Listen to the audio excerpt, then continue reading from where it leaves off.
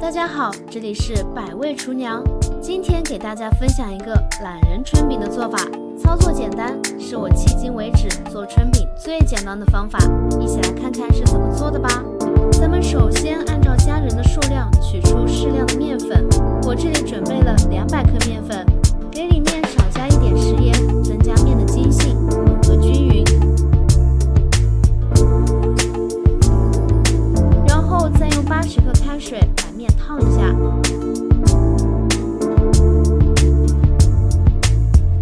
再用70克凉水和面。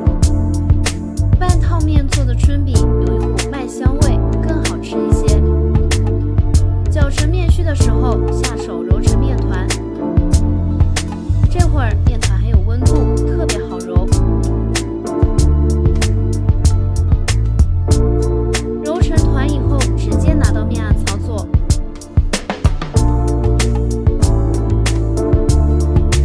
揉光以后，戳成长条，分成小面剂。拿出一个小剂子，再给它揉一揉，揉成一个小圆球，像这样就可以啦。把剩余的剂子用同样的方法做成小圆球，底盘刷一点点的油，然后把面球全都放上来，给表面也刷上油。表层刷油的2个目的，第一，防止风干；第二，能使这个面在醒的过程中增加筋性。刷好以后盖起来，放在一边醒10分钟。再来准备一个油酥，30克面加上15克油，油酥就做好了。这会的面团已经醒得差不多了，取出来一个，给它压扁，然后擀圆。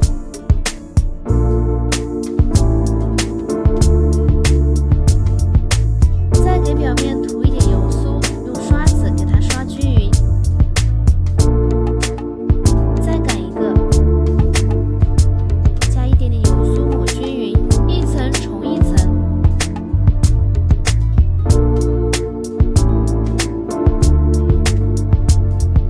最后一个，咱们给表面不要刷油酥，然后一起慢慢的压薄，用手先压一下，能够让饼层直接贴得更紧实，这样在擀的时候就不会乱跑了。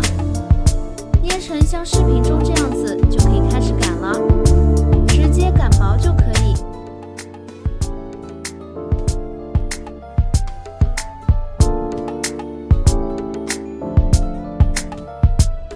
电饼趁预热，锅热后不需要刷油，把大饼直接放进来烙，大概烙制1分钟，直接翻个面。底下这个已经烙熟了，把它揭下来，继续烙底下这张。熟了以后翻过来，直接揭下来，每次翻面把上面那个揭下来。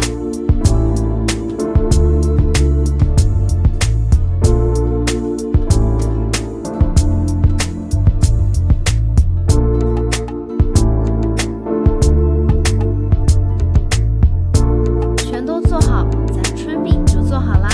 这个饼特别薄，所以很容易就熟了。全都做好，搭配上一点凉拌菜就可以开吃了。柔软劲道，卷菜卷肉都好吃。可以晚上做好放在冰箱里，第2天一起放饼锅里加热2分钟，就和新做的都差不多，非常适合懒人朋友哦。卷上筷子咱们也能吃5张，真的是非常有食欲。喜欢的朋友赶紧收藏起来试试吧。今天的视频就到这里啦，这里是百味厨娘，感谢您的观看，我们下期视频再见。